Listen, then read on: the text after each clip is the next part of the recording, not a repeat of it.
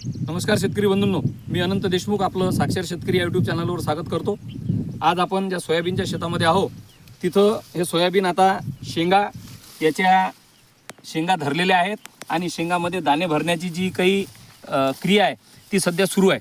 परंतु आज सोयाबीनमध्ये जर तुम्ही गेलात तर सोयाबीनमध्ये आपल्याला काही पानं पिवळे होताना त्या ठिकाणी दिसत आहेत।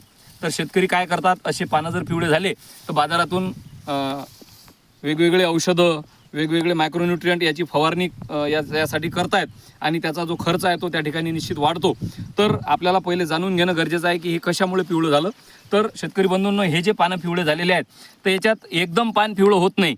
पहिले हिरवे पानं असतात, त्याच्यावर असे ठिपके, त्याला आपल्याला पिवळ्या रंगाचे ठिपके दिसतात, बरोबर। त्याच्यानंतर संपूर्ण पान हे पिवळं होते आणि कालांतराने ते पूर्ण झाड पिवळं होते आणि झाड पिवळं झाल्यानंतर त्याच्या ज्या शेंगा आहेत त्याच्यामध्ये दाणे भरत नाहीत आणि आपलं उत्पादन जे आहे उत्पादन त्या ठिकाणी घटते।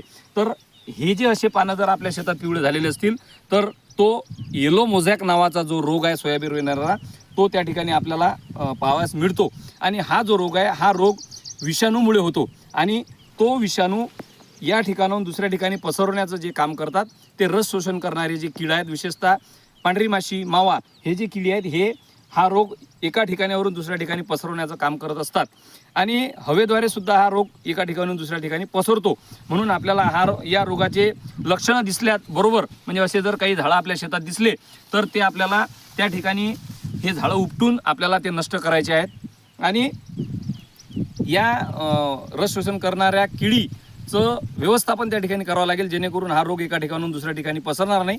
त्यासाठी पिवळे चिकट सापळे एकरी 8 ते 10 लावा आणि नीम तेल ज्याला आपण म्हणतो त्याची फवारणी जर आपण 1 ते 1.5 मिली प्रति लिटर पाण्यात घेऊन केली तर या पांढऱ्या माशीचं आपण व्यवस्थापन त्या ठिकाणी करू शकतो।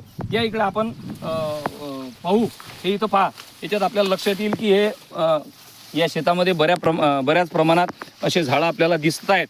तर हे याचं व्यवस्थापन आपल्याला करण्यासाठी रासायनिक कीटकनाशकाचा जर विचार केला तर थायोमिथेक्झॅन आणि लॅम्बडासायलोथ्रिन हे घटक असलेलं औषध फवारू शकता।